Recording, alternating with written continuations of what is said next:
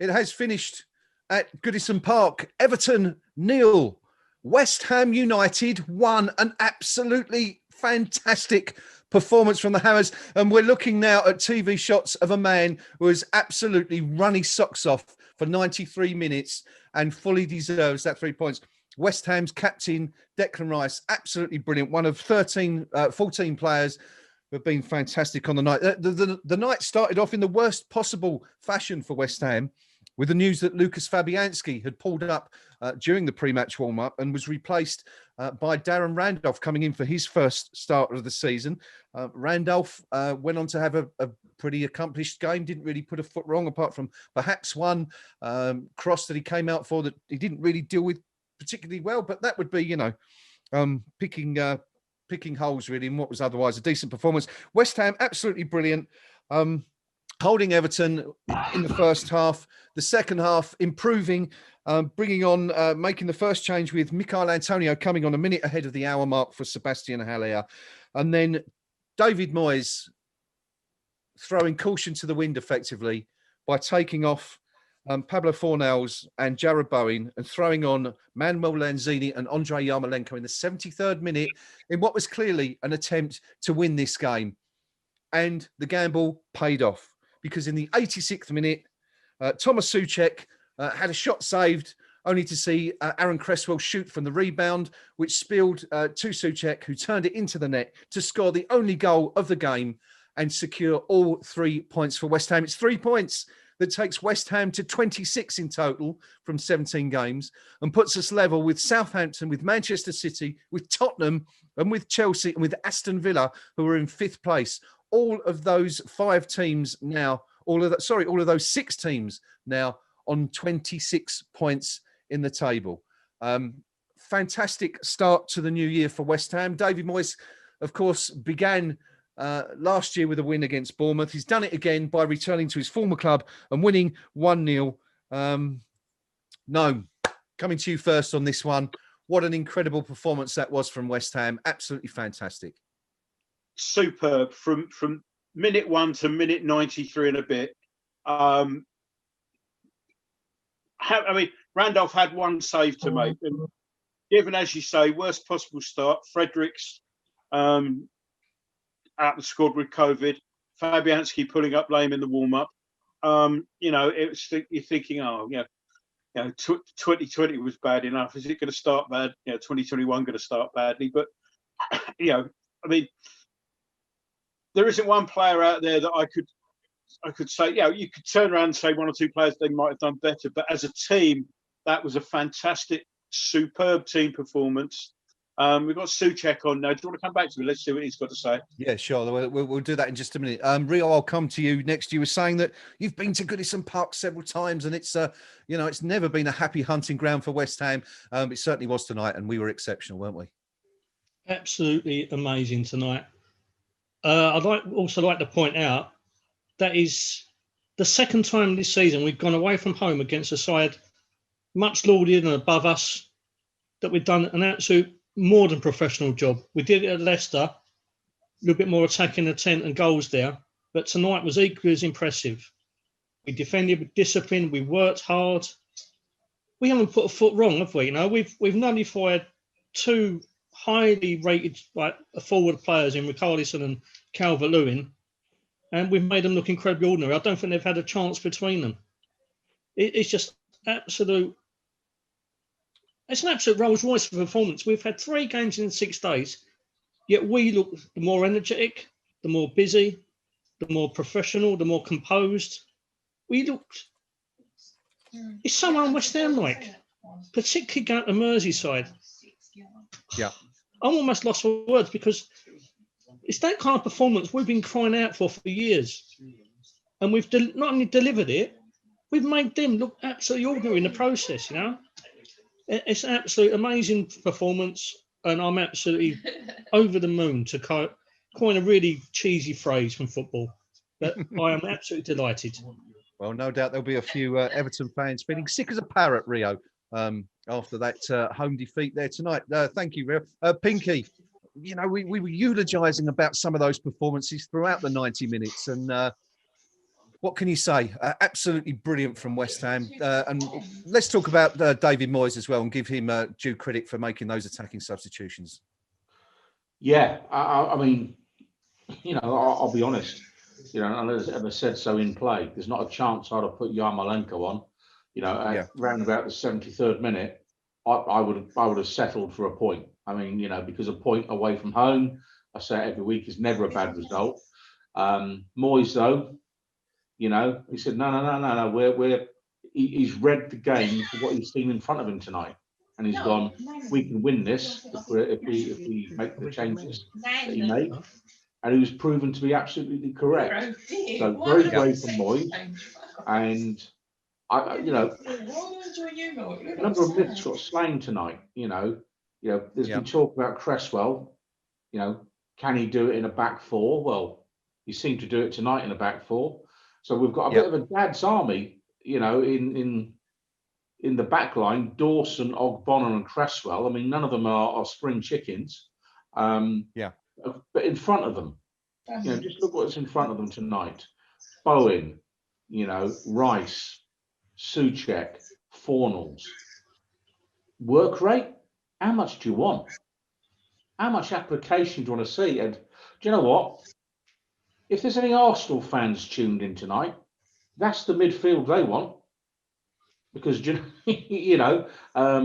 because that's as good a work rate I've seen across the middle of the park for many a long year from West Ham United. And you just saw Declan Rice there at the end, right at the very end. He's carrying the ball out. He's running it down towards the corner flag. He's doing it intelligently, just to see the clock off. But all the way through that game, he is up and down the pitch, making interception after interception, and breaking up attack after attack. I mean, I don't know if Gareth Southgate will be watching that game, but he'd be looking at it and going, I'm not sure when England play next, but Rice is the first name in my squad. That's how good a performance that was from Declan Rice tonight. Yeah. And I think we saw Thomas Souček alongside him. They completely outshone Everton there tonight in every facet, whether it's technique, whether it's application, just a complete performance from West Ham's midfield this evening. And to only win by one goal was the only disappointment. And dare I say it, the only two really weak areas of our team tonight were between the sticks with the late substitution of Randolph coming in, and up top for an hour when Sebastian Haller, again, I don't know whether to cry or shout. If there's one player we need to change for his sake and ours, is Seb Haller. It isn't working from here, but let's not take that away from how we did tonight. Great managerial performance, great on-field performance. And you want to talk about a captain's performance? You've just seen it. Yeah. Superb. Yeah. Absolutely outstanding Declan Rice. But even still, I mean, that you could still argue there were a number of alternative contenders for the man of the match. I mean, there's so many strong performances out there. We've mentioned Souček, of course. Pinky's mentioned Souček there. The defensive central pairing of Ogbonna and Dawson were phenomenal. Absolutely brilliant, considering they've only ever played together once. The fullbacks, Cresswell, I thought had a very, very strong game on the left side. Defensively, it was tough. Putting, nearly scored, could have scored with that free kick. Again, Kufal on the other side, his usual reliable self, which seems to be something you get from these Czech players. The two wingers, Fornals and Bowen, who only lasted 70 minutes, worked like Trojans to get back and nullify that Everton attack. I mean, I'm not going to. I want to accentuate the positives tonight, so I'm not going to mention Sebastian Haller further than what I have just done so. But Ben Rama as well put a shift in. Gnome pointed it out a couple of times. A few loose balls went in, but so many options. So do let us know on the live chat who you felt was man of the match tonight. It'd be good to see, what you guys come up with. We'll go through that in just a minute. Before we do that, I want to go to Gnome, who was listening to a little post-match interview there from. Was it Souček or Rice? Sorry, Gnome. Souček. Souček. What did you have to say? not a lot. Obviously, he's got the biggest grin in the world. I think the baby celebration. I think he recently became a father, didn't he? So that was what that was all about. You know, he said that he felt anyway that we'd had the better chances in any case up to that point. And you know, he said it's been tough playing that many sort of games over Christmas, but you know, we just had to get on with it. Was effectively what he was saying. Okay. Yeah, but yeah, well played to him, and you know, he's already a key part of the team, isn't he? I mean, he's coming in. Was it about this time last year, didn't he? And yes, end of the month, wasn't it? Yeah, almost a year. And you know, really pleased for him, obviously. You know, and he's that sort of player that he does a lot. He'll work his socks off through the game, and then he'll just add the odd goal here and there to keep things ticking over. And you know, how many really important goals has he got for us? You know, quite a number. And but yeah, didn't have an awful lot to say, obviously. Okay. Well, let's see what the other. I mean, presumably, you would expect him to be a jubilant David Moyes should be on very soon. So we'll keep an eye out for that one. When he comes on, obviously. But when he was when the players were coming off, I mean, they showed Souček, and I'm thinking, well, that's the biggest grin you'll ever see. And then I saw Moyes, and I'm thinking, Moyes is saying, I think the accepted internet terminology is "hold my beer," and you know. Yeah. Okay. Excellent stuff. Sorry. Yeah, no, just showing the goal again, and because lots of Everton hands went up for offside, it didn't look offside, at all, and they've just shown again that palpably wasn't. So yeah, Ben Godfrey is the culprit at Everton. But yeah, you know, good I stuff. can't stress how pleased I am with that performance. Yeah, brilliant, absolutely brilliant West Ham performance. One of the best we've seen for some. I mean, we've had some really good performances, haven't we, already this season? But that might just about top the lot. West Ham were exceptional in all areas. Steve Palmer says West Ham are the form team of the year. You can't really argue with that, can you, so far? Just having a quick look at, so we're going to have a look at the forums in just a moment. Rio is going to be looking at the West Ham fans' reaction to that win, and perhaps more enjoyably from a Schadenfreude perspective, Pinky will be looking at the Everton fans' view of their defeat tonight. We asked you on the live chat on YouTube to let us know who you felt was man of the match tonight, who really stood out for you. As I said, so many contenders really for that tonight, and Hobo says that Moyes for me for going for broke, fan bloody tastic. I Will Rebel says Ogbonna. Gavin McGrath says I'm going with Rice as man of the match as he bossed at the midfield. Leonard Brooks says I'm going for Ogbonna. I don't think any Everton players got any change from him today. And looking down the list, Connor Green says Oggy again for me, but Rice is sheer class. Sean West, Ogbonna for me. Never seen a West Ham team work so hard, and all credit to David Moyes. We are a different team. Jay Anthrax actually preferring to keep an eye on Rio's shirt tonight. It's not an Anthrax shirt tonight, Rio. It's a Wild Hearts. Wild Hearts, your favourite band, of course. Oh yeah, most definitely. And look at the luck he's brought us, eh? Jay asking you, what's the T-shirt going to be for Stockport? I don't like that. Let's keep the viewers guessing. Let's have a surprise on the night. Draw people in. There you go. Maybe we should have a vote for what Rio should wear. It's obviously bringing us luck tonight. Polaroid says that Kufal man of the match, nothing glamorous, but did the absolute right thing at every point. Paul going for Ogbonna again. So I mean, a real smorgasbord of selections there for tonight's man of the match, and kind of just reinforcing what we're saying, that there were just so many excellent performances by West Ham tonight as we move level 5th place in the Premier League. With that win tonight, we are going to go to the KUMB.com match thread to see what our fellow jubilant Hammers are saying on there tonight. Rio, what are people saying? I mean, are they just too overjoyed to write? Who knows? Let us know. There's obviously jubilation everywhere. Benny Repka's put, David Moyes' current army, did excuse me. The guy deserves the crowd to hear that. Also, Oggy is immense and one of the best defenders in the Premier League. We're only 14 points from safety. 61 Dixie put, what a proud Emma I am tonight. Superb performance, everyone giving their all, especially after the amount of games we've played recently. This is a very well organised and very good team. Sticky has put, it's a superb defensive performance and a massive result. Parker's here. Not a popular opinion halfway through the game today. There's a little bit of debate about this on the forum. But he's put Ben Rama's worked hard today. He needs to be stronger at times. So I think Moyes will be happy with his work rate.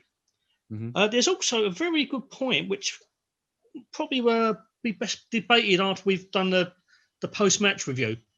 It's about the way that Moyes is shaping his team together. He's put, this is PF on the forum. This team is strikingly similar to the Everton team that he created. One pacey winger in Bowen, or you could substitute Pian after that in his Goodison days. One who tucks in, Fornells, stroke Arteta. But Cahill got in the box off Yukubu's flick-ons. Our number 9 and number 10, and we started with, aren't strong enough to do that. But I think the Cahill equivalent would be probably Souček, who does the Cahill kind of Fellaini role. It's just a striker. And if Antonio's fit and playing that role, it is remarkably like Yukubu when he set up that the 90s Everton side that Moyes created. Yeah, really good observation, that. Any others from the forum, or is that what we've got for now? Just lots of jubilation. If you want lots of oohs, ahs, the only thing I will put,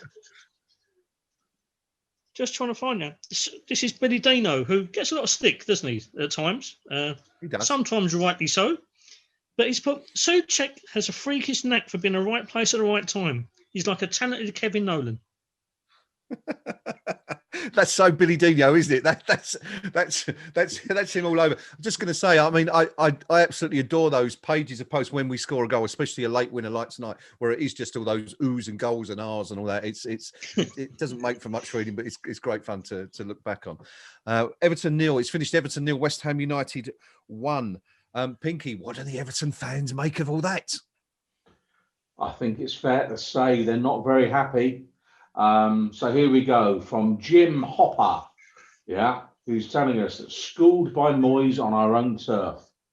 Didn't even force their crap keep into any decent saves. Pathetic is his considered opinion. Zesty, so crap. All of that starting 11, except maybe Pickford and Decore, should be ashamed. They weren't bothered about that even 1%. Brendan Gott, mad how much we kept losing possession and giving them the ball. We didn't deserve to win that, so can't be annoyed really. Curtis, can't win games if you can't compete. Can't complete basic passes. Incredibly laughable. I mean, it's just post after post, which is this one, Forever Everton. Everton yet again finding more ways to let every fan down. Welcome to 2021. Same old, nothing in this club will ever change. Well, we deserved that, says Blue Toff. Moyes did a job on us. Carlo got it wrong. Players abysmal. TGW89, absolute rubbish, the lot of them. Not one spark of creativity, and all the way through, the next comment, absolutely pathetic. Next comment, that was absolutely, I mean, there isn't a single positive comment anywhere on that. I mean, it could take you 4 or 5 days to sort that through in the opposition view, just to whittle down to the one suitable for a family audience. But yes. The disappointing thing for me there, really, reading through their forum, I don't think they're giving nearly enough credit to West Ham United's performance tonight. There was a hint of some grudging praise for David Moyes there, but with the best will in the world, we've singled out, a defensive partnership in Dawson and Ogbonna that it's a scratch partnership, and they're up against the current England number 9, and gave him nothing. We've got a midfield pairing, of Souček and Rice that absolutely bossed it from the first minute to the last. And you have to say Moyes got every decision right tonight. Every single call he got right. The players knew the job. They, carried out his plan. And dare I say it, we could probably go to Stockport with some confidence. Which is unusual for us going to Stockport, to be fair. So, really good night for West Ham. Yeah, Disappointing for absolutely. me is that only leaves us in that kind of like mid-table zone. Sitting in 10th place, and you say, well, disappointed to be in 10th spot. Well, where were we this time last year? Well, look, let's look at it as joint 5th, Pinky. Let's look at it that way. Let's be super positive. It's only goal difference. What does that matter? We never have a good goal difference. Look, come the end of the season, it might, but in a 12-month period, if you look what we've done, I mentioned it the other night. A year ago at this stage, we were 30 points behind Liverpool. We're now 10 points behind Liverpool, something like that. And for my money, yes, Liverpool, you could argue, have gone back a bit, but we've come forward a long way. And the manager hasn't spent a whole lot of money thus far. And dare I say it, the shortcomings in what we've got is where we're having to paper over the cracks of previous regimes where they've wasted, £100 million. And I just fear that maybe in the second half of the season, because I haven't got any confidence the chairman's going to dip into his pocket, the second half of the season will start to run out of legs. But tonight, no complaints. Declan Rice is probably running back from Merseyside to London as we speak. And it wouldn't surprise me if he's already at Watford. That's how much energy that's got. I'm glad you touched on Declan Rice, because that segues me nicely into where I was going to go next. Firstly, yes, I think the opposition view is going to be a joy to read tomorrow on KUMB.com. Look out for that on the homepage from around lunchtime tomorrow. Gnome, Declan Rice, Pinky's called it there. Before we do Declan Rice, would you like to hear what David Moyes had to say? Because he's just because I'm going to segue into Declan Rice. We'll come in. Give me your thoughts on Declan first. Then we'll come straight back in. Phenomenal performance. One word answer. Then, as we'll go on to Moisey afterwards. Declan Rice, was that his best ever West Ham performance tonight? Possibly, yeah. He was outstanding. That's 6 words. That's 6 words. Too many. Yeah. Too many. Give me David Moyes. Outstanding. Anyway, shall I go to Moyes? Do you want me to go to Moyes? Please do. Obviously, silly grin all over his face. Very pleased, given that we've had the three games in 6 days. And he said, you wouldn't have noticed that from the way they played today. Commenting on Souček, he said, well, he's played better for us, but he'll keep chipping in with those goals, and I'm very, very pleased. So it's exactly what you'd expect him to say. He's absolutely delighted, and fair play to him. Not just the substitutions, but over the last 3 games, the way that the squad has been managed and rotated. We all raised eyebrows at the Southampton lineup. I thought, hang on, but that worked. We were worth possibly more there. More changes today, and he's delighted, and he's just. I think he's happy to have got through. Given the sort of lack of time, and we've got Ancelotti on at the moment, and he's bemoaning the lucky deflection that meant that they lost the game.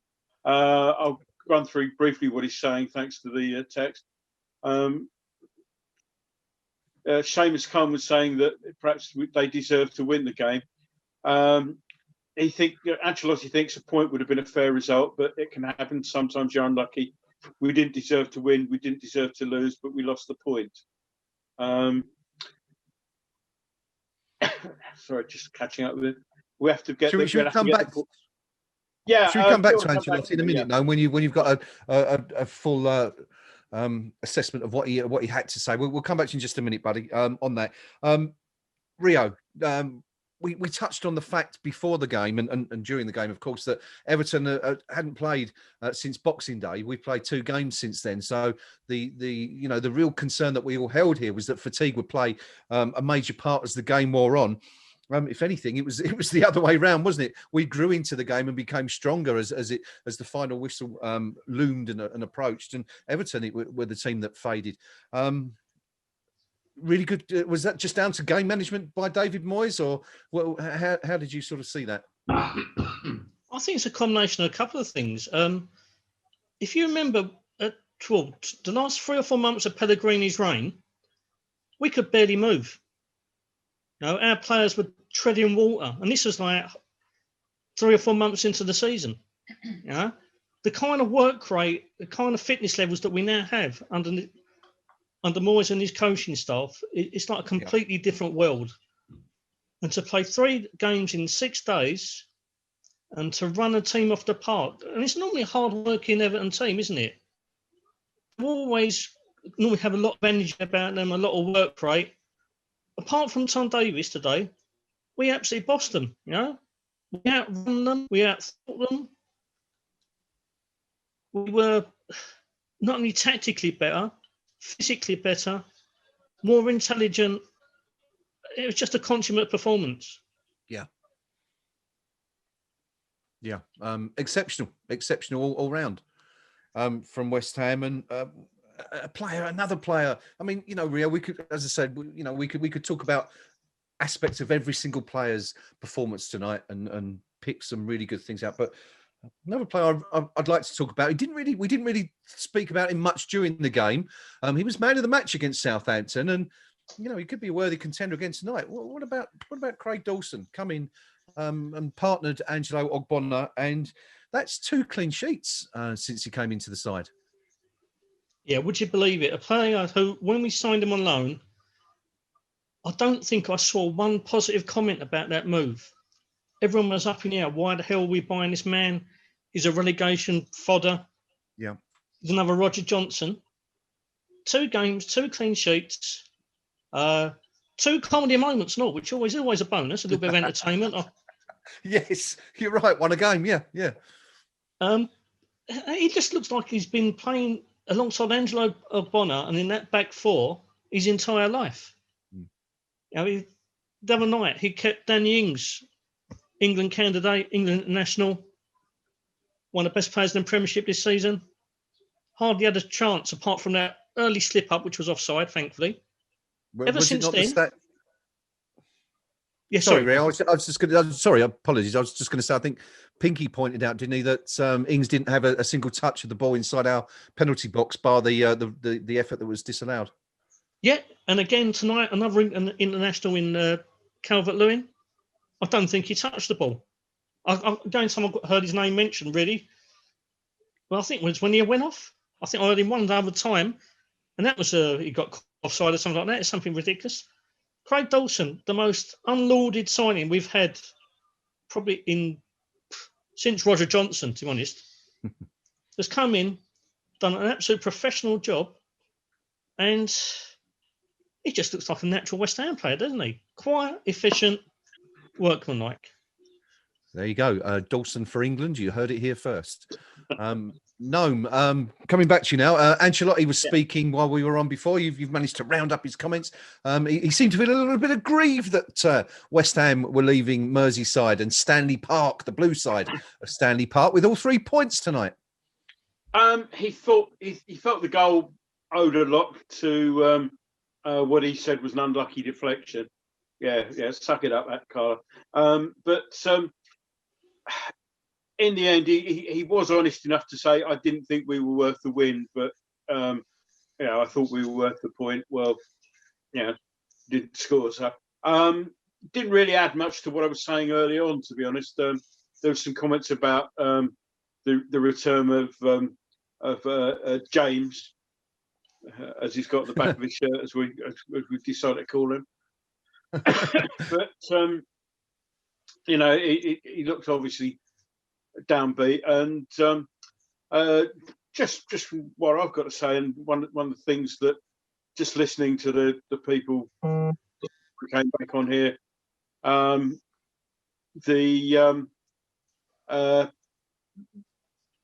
I'm just wondering if BT, I'm not really sort of watching it now, but if they're giving us enough credit for that win, because they seem to be thinking, well, Everton had all this possession, but as I said earlier on, when they had the number of passes up at half time, just for half time, it's all very well if all you get the ball, you look up and you've got nothing on because you're being marked out of the game, so you pass it back to the guy who's just given it to you. There's a pass. Well, it's not very effective, is it?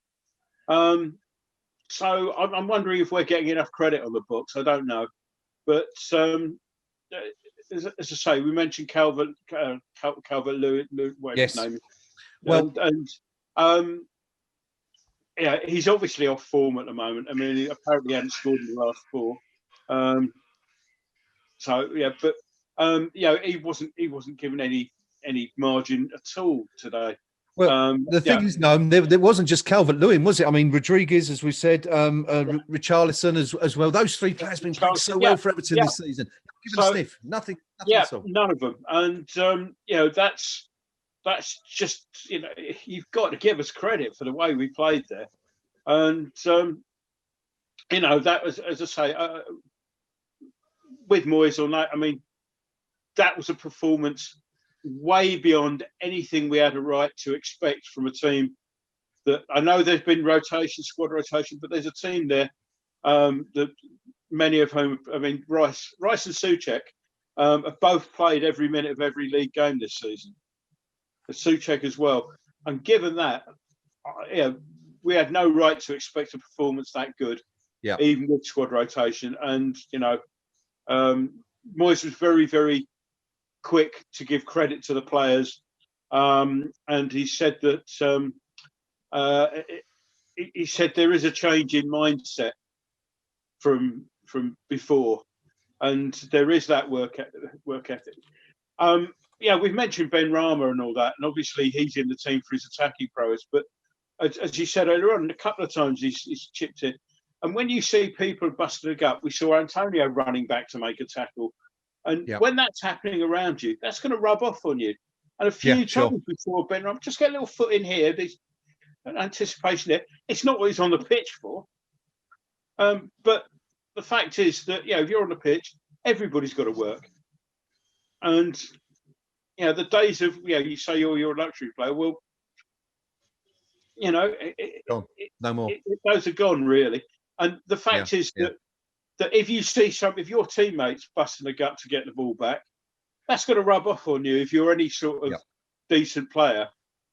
So I think it's not just that. No, I mean, it's if that's the general atmosphere at the club and the way the team are playing, that if you don't match those standards, you're not going to be in the team for long. So exactly. So I'm just I've got given a present yesterday. Which is so unapt at the moment. I don't even see that. And I'm going to have to sort of put a bit of tape over one of the words on that where it says grumpy, I think. There you go. Yes, you can put that away for your birthday, perhaps. But certainly no grumpy West Ham fans tonight after the Hammers went to Goodison Park, came away with all 3 points thanks to Thomas Souček's 86th minute winning goal. Some stats from the game. Possession stats: Everton 60% to West Ham's 40. Shots on goal 10 apiece. Everton's 10 shots. West Ham 10 shots. Shots on target, however, Everton only 2 shots on target in 90 minutes. Once again, West Ham really restricting the home side to a minimal number of chances. West Ham 5 shots on target in the game, so coming out on top clearly there. 5 corners for Everton to West Ham's 4, and that all-important XG stat. Everton with an XG expected goal stat of 0.37 compared to West Ham's of 1.2. So pretty much bearing out in what we saw in the game on this occasion. Pinky, one thing I'd like to ask you about. going back really to something Rio mentioned earlier when he was doing his roundup of the KUMB.com match thread. PF, I think it was Rio, who said that Moyes is shaping his team like his Everton side of the 1990s. You gave some, some similarities. Spoke about one pacey winger, one tucking in on the other side. Talking about Bowen, being that extrovert, and Fornell's doing the graft, etc. Talked about Cahill and Fellaini. Pinky, is that how you see it? Do you think that's a fair assumption from PF to say that Moyes hasn't really changed his stance in all that time, but this is very much an Everton-esque 90s West Ham side?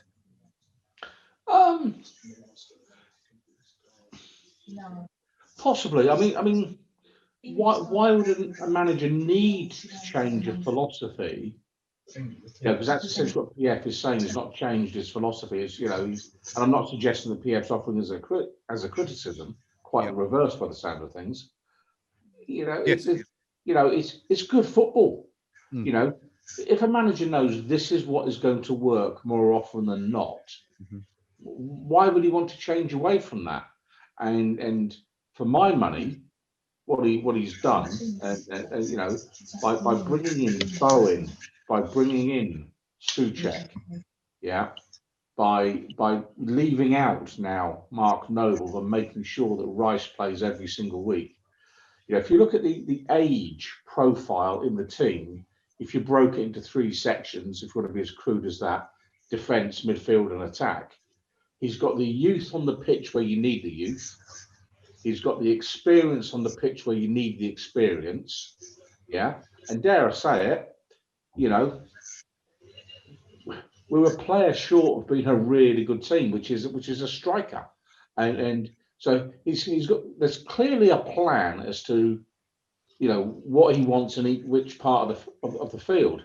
And it's very telling that he's willing to select an on-loan centre-back to partner Ogbonna. And it's important that people understand it's a partnership with Ogbonna rather than go for the player that the previous manager paid over £20 million for. And part of that will be, is Ogbonna really comfortable playing with Diop? And I suspect he's not. I think at the times when they were paired together, we saw Oggy getting a lot more flustered when he had Diop alongside him. So I think there's a lot more consideration given to picking a pair of centre-backs by David Moyes. Yeah. And I think he's gone with Dawson there tonight. He's an experienced player. We had the comedy moment where we all think, oh my God, what's going on here? But I mentioned it earlier. I don't think the Everton supporters have given our lot the credit we deserve. This is an Everton team that's picked up 13 points from 15 in the league. I'm just looking at the teams they've beaten to get those points. Sheffield United away, Arsenal at home, Leicester City away, and what was the next result? Chelsea at home. And you could say the only Roku result was the away draw at Burnley. But beating Arsenal and Chelsea, to go on that decent run. So that's a form team that we've just put to bed tonight. Yep. And again, some of the comments on Grand Old Team, are alluding to, and I think Ancelotti's interview alluded to that, felt a draw would have been fairer. Really? 7 West Ham United shirts within 20 yards of the Everton goal line when we scored, with less than 10 minutes to go. Yeah. We weren't playing for a draw there. We were playing to win. And we got the points because we were the more positive team. So for me tonight, all good stuff. And, whether or not Moyes is just trying to put together what he had, well, fine. If he is, great.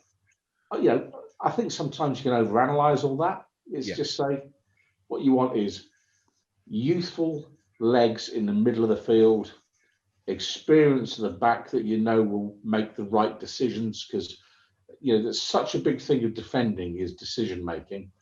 And you almost want fearless strikers. You want young guns up front, and ultimately, a player like Jamie Vardy is the exception that proves the rule, that he can still do it at the grand old age that he is. Yeah. But you think down the years, a lot of strikers that burst onto the scene, they're relatively young because actually they'll swing the boot without even thinking about it. And I think what Moyes has done is he's constructed his team intelligently, saying experience at the back, legs in the middle, and we just need a bit of bravery up top now, and then we'll be flying. Very, very much so. Thank you very much. And of course, I make you absolutely right. Why change a winning formula? And that seems to be the approach that David Moyes is taking, not only with the first team, but also with his backroom team, and also his recruitment seems to be a formula that he's worked out over the years, and he's very happy with it. And thankfully, as far as we're all West Ham United supporters, it seems to be paying great dividends currently, and of course, long may that continue. Rio, the Souček quote. Now, what's this about potatoes? Yeah, in his post-match interview, they asked him what he'd been doing over the Christmas period, and he was very effusive in the fact that he's had a little bit of a break, and he's eaten a lot of potato salad. So this is the key to West Ham's renewed vigour and form. I've just found this little stat as well. Since joining West Ham, Thomas Souček has as many Premier League goals as Kevin De Bruyne, Riyad Mahrez and Tammy Abraham. He's also outscored the likes of Roberto Firmino, Mason Greenwood, Gabriel Jesus and Richarlison. I'd also like to warn everybody watching that after Thomas's little comment about potato salad, after Mikel Antonio's increased use of the hot water bottle, you know what's heading to a club shop near you. Yes, very much so. Well, look, these are indeed salad days at West Ham United, and obviously it's all in the potato. There you go. You heard it here first, viewers. Well, not if you were listening to Thomas's interview, but there you go. Gnome, West Ham United up to, well, we're still 10th in the table. Well, we can say joint 5th. Does this mean we can go to Stockport with some sense of confidence now? Yeah, and I'll tell you why. Nothing to do with the league form, but everything to do with what David Moyes has been saying about changing the mindset of players. I think that he will undoubtedly rest players for Stockport, and I think rightly so. If you've had 3 games in 6 days, then Stockport is an ideal time to get some recovery into those legs. But whereas in recent seasons, the players who've come in might have been a little bit, I'm only playing because it's a cup game, and there's that sort of attitude there. I think the players that will come in will be of a mindset wanting to win that game, because it'll be, they're seeing a sort of good squad developing, and there may be the odd youngster in there and all that. The young lad whose name I can't pronounce is being touted for a start up front. But excuse me. I think that mindset has changed since last year, since we were going to Wimbledon on a cold night. And it's when I was lucky enough to get a ticket in the ballot for the second away game at Wimbledon. Of course we should be beating Stockport. Yeah, weird things happen in cup games, but I think if anything happens in this game, it won't be because of the players' attitude, which I certainly felt last season. We had and the attitude was completely wrong for that FA Cup game at Wimbledon. Very much so. So you said you talked about the changing attitude there. I said I wanted to accentuate the positives tonight, or not dwell on anything sort of negative. But I've got to ask you about Sebastian Haller. It's just not working out for him tonight. You know, I said before the game, is this perhaps his last opportunity because Michail Antonio is fit and sort of chomping at the bit once again?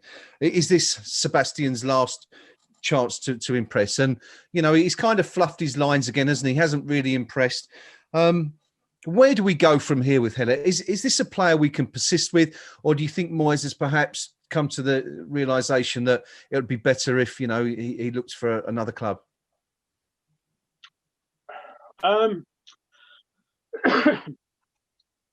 He put he did a bit of work today, but it's often been said that, you know, when without Antonio, without another striker, somebody alongside him, we're not playing to his strength, which may be a fair point. But you know, he's got to meet us halfway somewhere along the line. Yeah, we know he's not an Antonio type player. Fine, but yeah, I mean, he's really in at the moment. We've got no other alternatives, and you know, I think there's a good player there, but not at this club. We're not playing.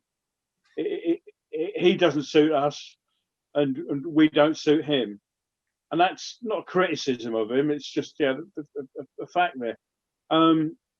Now, as to, I don't think we'll be seeing him next season, and okay. If somebody came in and offered a decent amount for him, we've seen rumours about Wolves wanting him on loan. Well, I'd rather send him on loan. If we've got to just get him off the wage bill, I'd rather send him on loan somewhere across the water. Just to so you know, because it'd be one of those players, you know, he'd come back. Well, he wouldn't be able to play against us, but yeah, if we sold him to somebody in the UK or in England, he'd been sort of player come back and bites on the backside. But I think. Do you think that's him? Do you think that's it for him at West Ham now, though, or do you think, you know, there is chance for some kind of renaissance to recover the form that he showed at Frankfurt? I don't really think he's got a long-term future at West Ham. Okay. It's because David Moyes has in his head the way he wants to play, and he simply doesn't fit that, and he's not shown that he's adaptable enough. Okay. I said meet us halfway. Well, he's, you know, I'm not saying he's not worked and all that, but it's just, you know, it's just not that player. He's not that player, and I think at the end of the day, given the option, if we can get another striker in, that will take up, because everything hinges on Antonio at the moment, and his hot water bottle. Yes, very much so. Yeah, I mean, you know, if God forbid, if we have to rely on him, if that hot water bottle sprouts a leak, and we got to bring him on a cold night. Yeah, I think he's going to be gone sooner or later. And that's I don't want to sort of abusive. It's not nasty criticism. I just think he's the wrong player at the wrong time. Okay, thank you. Thanks, Gnome. Pinky, taking that point up, Gnome says he's not the right player, but this is the thing I struggle with. He's a very talented boy. He's a fantastic footballer, Sebastian Haller. Graft, but what is it that we're actually missing apart from hard work and endeavour? We've spoken about how the rest of the team can do that. We've even said tonight, Said Benrahma, who was a player that we felt might be a bit of a luxury, didn't always come off for him tonight, but I think it's fair to say grafted for the 90 minutes he was out there. Sebastian Haller just doesn't seem prepared, or it doesn't seem to have it in him to do it. And this is the thing I struggle with, is why is that? Because this is a guy, and this is a point that you always make, that to get to the position these players are in, they've had to excel from the moment they started kicking a ball, from the age of 4 or 5 years old, okay? They've had to impress a series of coaches, from their under-9s manager right through to their local clubs, youth coaches, being bought for big money and gone on to impress there. Why can't David Moyes and why can't West Ham get it through to Sebastian Haller that all you need to do is work that little bit harder? We say it every week, don't we? When Michail Antonio comes on, there's the difference. Antonio works like a Trojan, works incredibly hard, chases lost causes. We saw it once from Sebastian Haller tonight. I think we pointed it out when he made that run to the out wide to challenge the Everton player and win a throw-in. Why can't he do it consistently?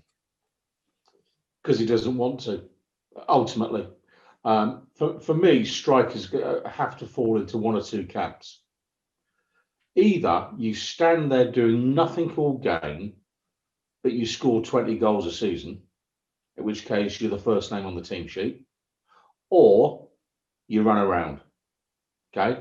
Because ultimately, if he's scoring every single week, no one cares if he stood there like a statue. No one would care, okay?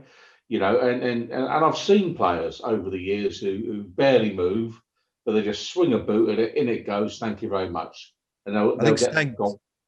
Sorry. Yeah, I was just going to say, I think the perfect example of that was Stan Collymore. I mean, I used to watch him at Southend, and he would almost stand on the halfway line with his almost like this, wait for the ball to come. Someone would pass to him, and it'd be in the back of the net, and that's why he earned that big money move to Forest and then subsequently Liverpool. But anyway, so you're either that type of player, or you've got to run around a bit and make things happen. And there's 2 matches running where the player that's replaced him within seconds has embarrassed just by running around. And I'm afraid that's not a good look for a professional footballer. Now, we don't know what goes on behind the scenes. We don't know whether, you know, his family have settled in London. We don't know whether certain promises were made to him before he came. Mm-hmm. Or we don't know how diligently we researched the player that we spent £42 million on. And I just wonder if anyone's got a library of tapes of Eintracht Frankfurt, whether or not we'll be watching a player who played for them that was running around very much, or whether it was a case of actually he had a half decent season, but half his goals have come from the penalty spot. Yeah. And we've overpaid for a player based on a goal tally that actually doesn't reflect his true ability. And to a certain extent, what I'm saying is that's down to us. And you can say it's Pellegrini and he's gone now, or it's David Sullivan for you know, not interrogating Pellegrini sufficiently diligently and saying, well, is he really worth the money? You know, show me what he does that is worth that money. And so I don't think we did our research as thoroughly as we needed to have done. And maybe the player we're seeing is the player that Frankfurt had. And the only difference is from the penalty spot.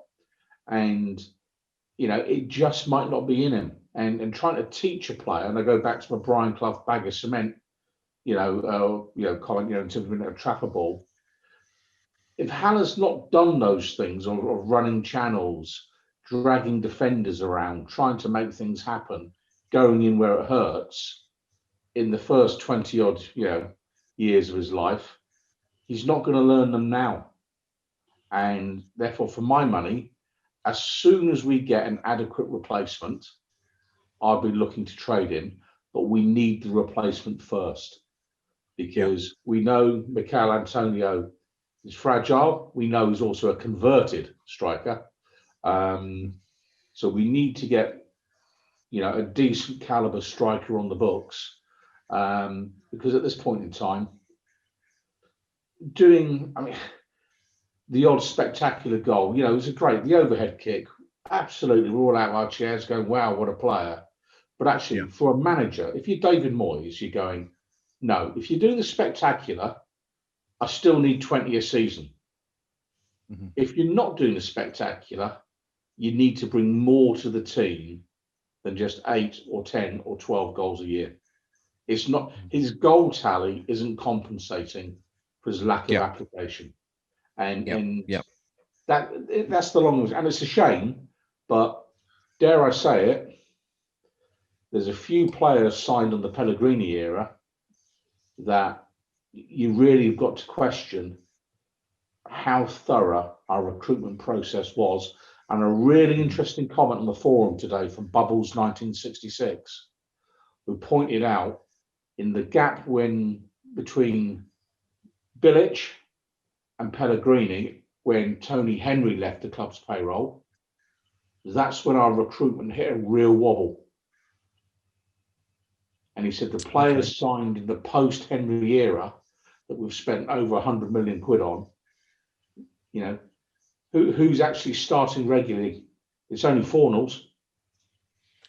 Yeah, and who would have thought that when you know, they first came into the club? Fornals, of course, was panned, wasn't he, for the first few months of his time at the club? But yeah, but of course, it goes to show, I guess, that the real difference between the two. You know, you've got Fornals, who is a complete graft, works and works and works. We saw it today. We saw it throughout the whole game, and there's that complete juxtaposition with Sebastian Haller, who kind of just glides through the game, as you know, is kind of on the periphery, isn't he, all the time? And I've got a mate who, you know, who sweats more when it's his round next to the pub, you know, than Seb Haller, you know, and you know, when you actually saw at the end of tonight's game, Declan Rice on the 93rd minute, you know, when he slumped down on the pitch on his backside, he'd given everything tonight, covered every blade of grass. And he must look at Seb Haller and go, you know, you're not even out of breath, mate. Yeah. You haven't even worked up a sweat at any stage of the game. That can't be good for morale. If Haller's scoring every single week, Rice isn't going to make any. The professionals, they know the score. If you score every week, well, don't care what you do, mate. Yeah. But if you're not scoring every week and you're not working, the professionals will start to call you out. Yes, very much so. Very much so. Thank you, Pinky. Rio, finally on Sebastian Haller. Gnome says he thinks, you know, his time's up. He doesn't think he's got a future at the club.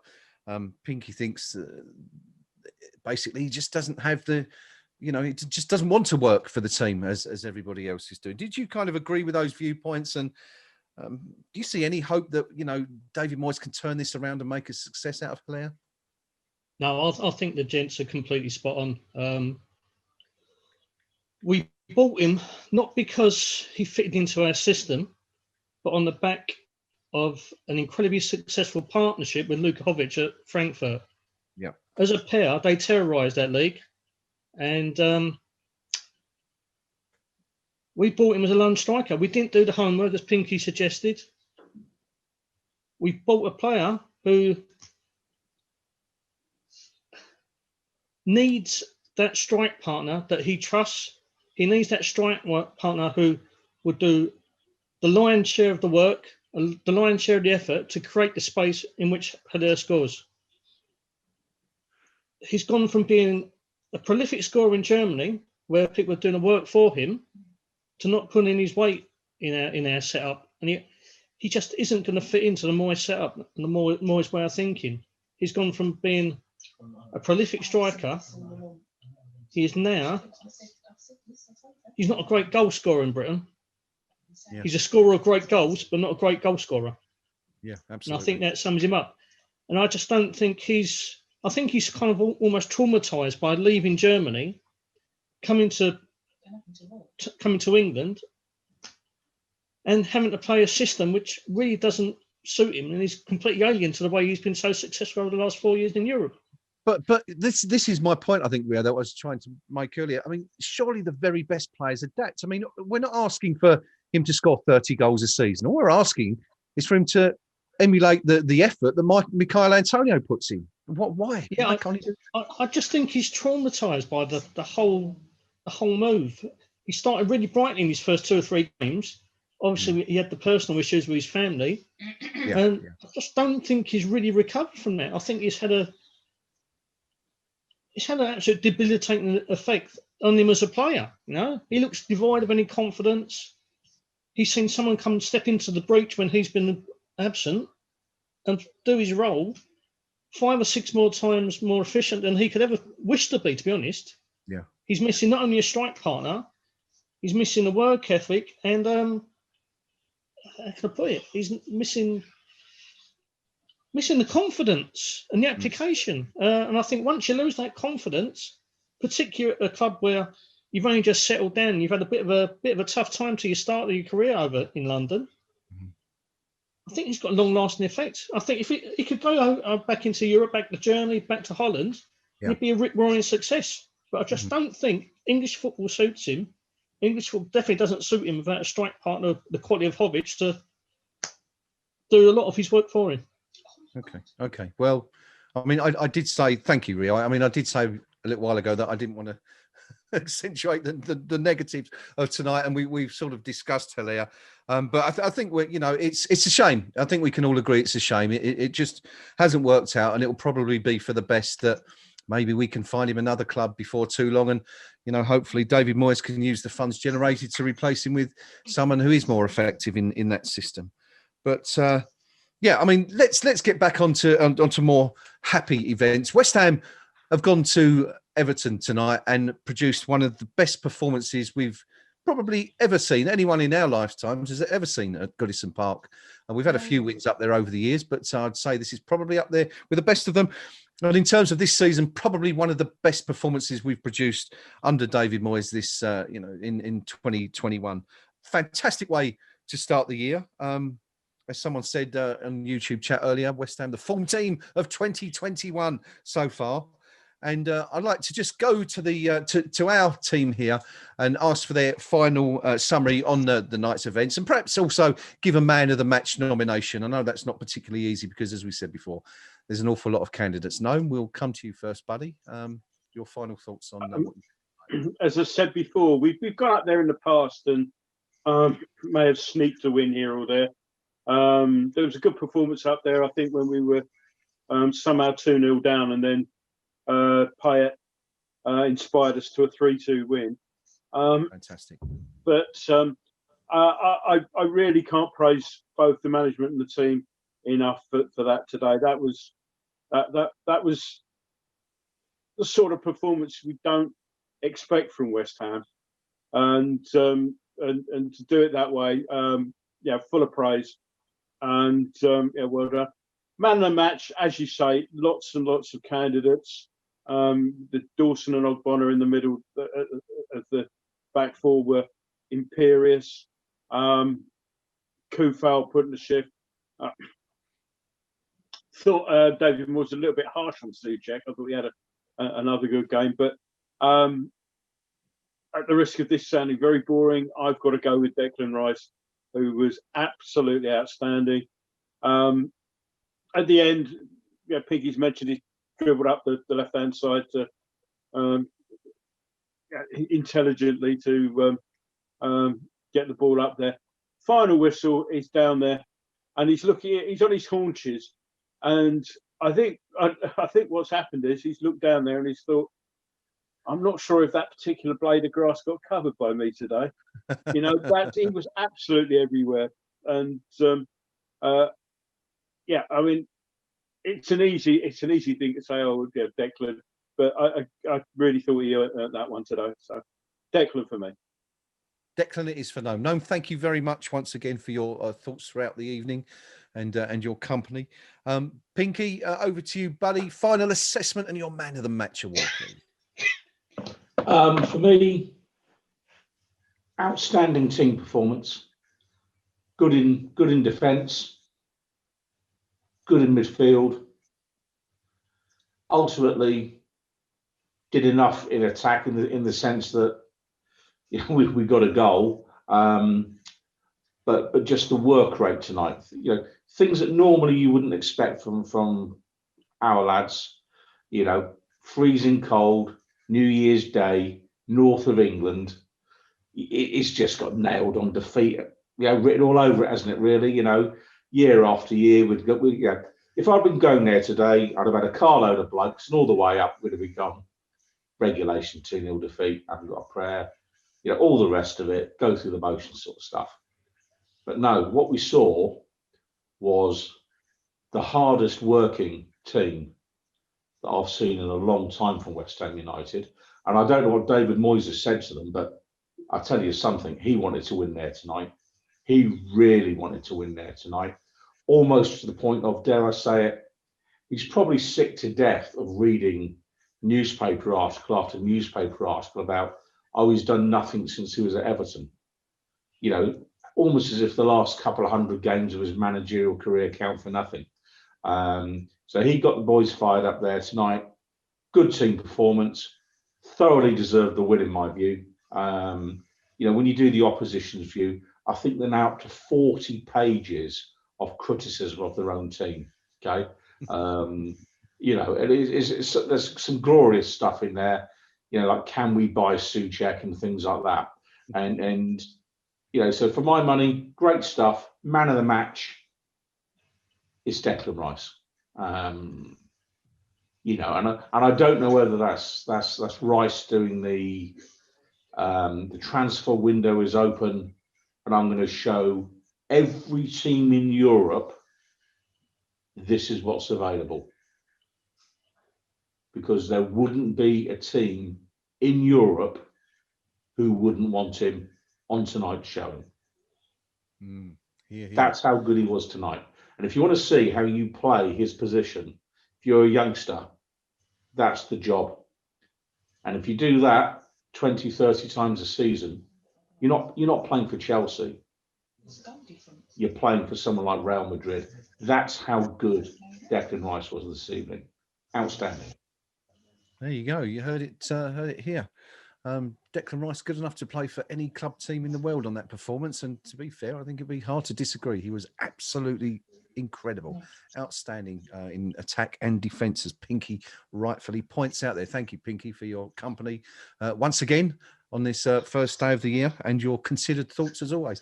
Rio, finally, Rio, for the final word on what's been a brilliant night for West Ham. We've all thoroughly enjoyed it, haven't we, tonight? It's been an absolutely thoroughly enjoyable experience. Man of the match for you, and your final comments, please, buddy. Every single player who appeared in that part tonight for us, and I'm including Hilaire here because it's a difficult job going to Goodison Park, and they've been a well-drilled unit all season. Didn't have the greatest game, but he did enough. That first hour that he was on the pitch made it easier for Antonio to come on and do the dirty work, and the more hard-working, bullish effect that he has, and which opens the game up at times. So every single player who was on that part for us tonight deserves credit. I'm not going to slag any of them off. There's 3 candidates for me for man of the match. Declan Rice should get the award. It should be a hat-trick from each of us. He should have got it. But because he's becoming so consistently excellent, I'm going to award it to someone else.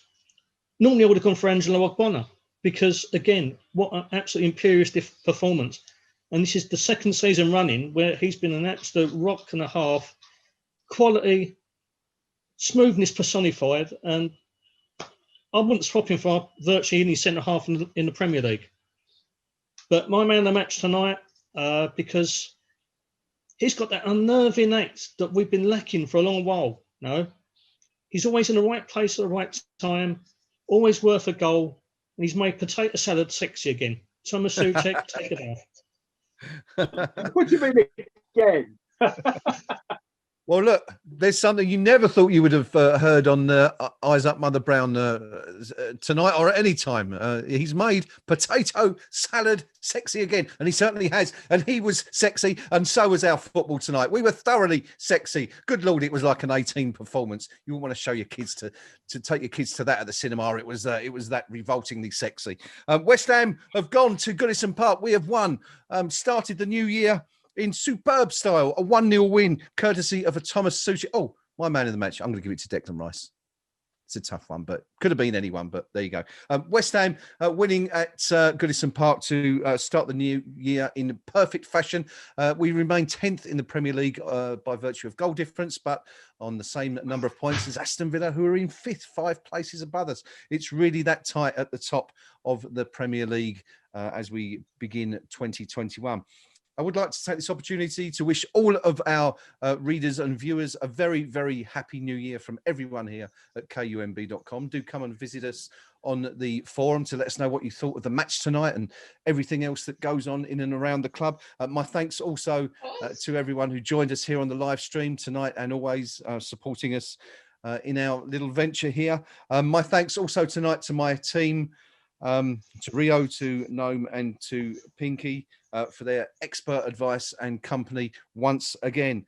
That's it. West Ham, we've gone to Goodison Park. We've won 3 lovely points. Long may it continue. Bring on Stockport.